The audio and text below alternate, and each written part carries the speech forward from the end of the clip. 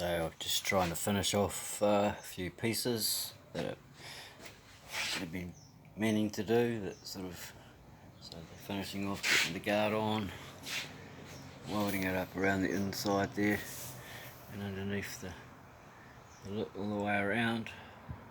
I think I got all the little last holes all welded up, and I put a little bit of filler in there, just underneath of it. Where it must have pulled in a bit. It was really thin. It was really thin. Those intervals at the top.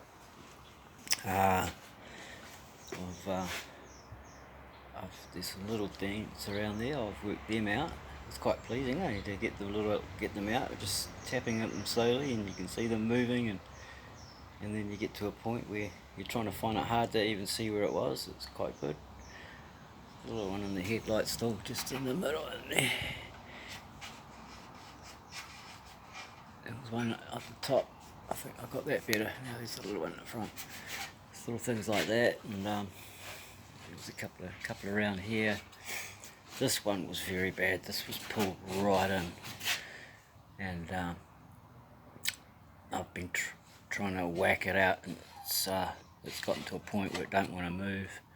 It's got like a crease in there.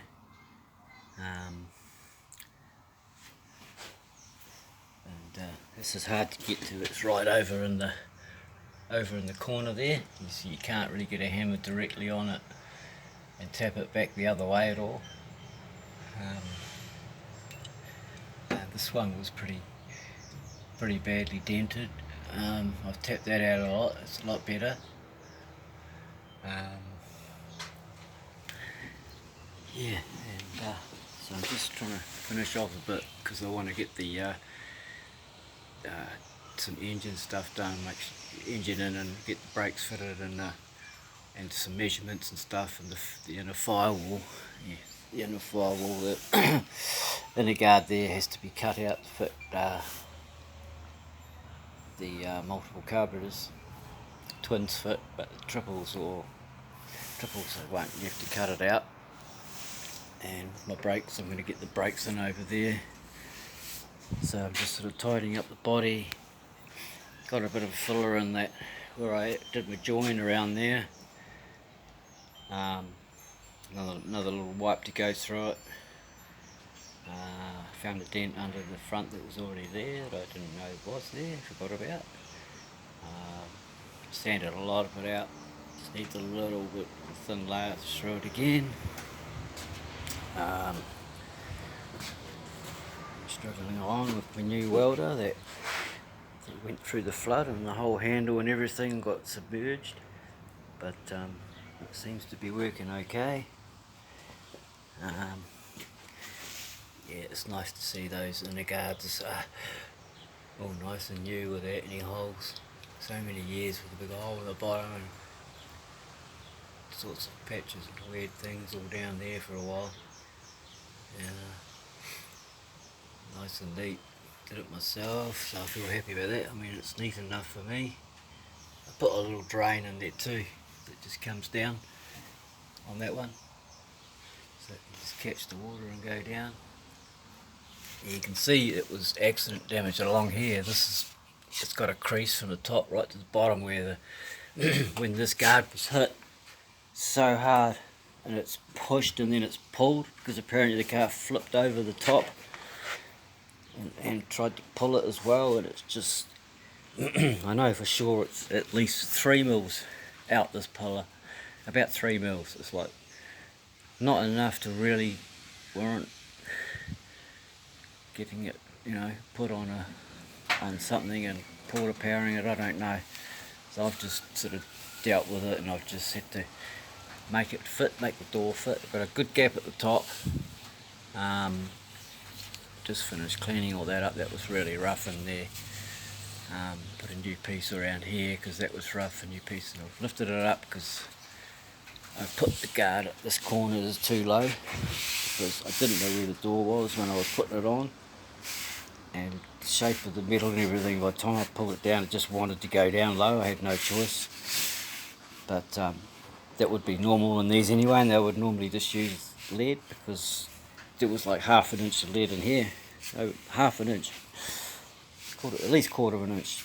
Quite a bit of lead in these corners, and I imagine there was the original piece would have had lead all around here anyway. So I'm just using a hard filler that's got the closest I can get to lead, and I don't know, just a really good waterproof hard filler, and so I'll put that in, and I've had to raise the lip, you see, because it was just too low, so I thought, well, I'll have the lip, then I've got something to wipe back on. So I had the door in there, and I've given it a bit of a mark, which is a bit high. It's not as low as high as that, but that's the angle sort of thing. And then I'll grind it down, and the gap at the bottom was wide, like really wide. So I put a bit of 18, first I put a piece of 18 gauge in down there, welded it all in yesterday, a few more welds on the side here, and put the door on this morning, and it was better, a lot better, but it really did about half what we needed, so I put another piece, another bit of 18 gauge, just a bit lower, instead of going up to there, it just goes to there, a bit of grinding and stuff, and just welded it in, and I'm just going to have to put filler right over this whole thing, just a layer of it, just to straighten it all out, and I reckon that might be good enough for me. Let's get the original door back on, and just try and make that look good too, with my pretty rough welding and stuff. Try and make it all look good for now. There's some new skins coming, but I'm not ready to put new skins on. I want to just repair as many of them I can. I'm definitely doing the left rear door. I'll try that skin because that one's way out. But I'll just repair these for now, I'm thinking. Get it all cleaned up, looking alright. Get the engine in, and can have a bit of a, you know, this summer, can have the engine in it, get it running, and push it around, and I won't be pushing around, it could be drive it back around the driveway and do sanding and finish off the doors and the body, just try and get it up to a bit of paint, and I'm just going to not interested in doing the big flashes paint job.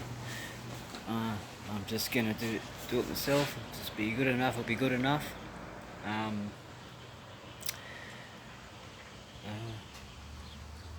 So that's the catch up anyway. A few little things, getting that door fitting right, getting that centre thing rebuilt, because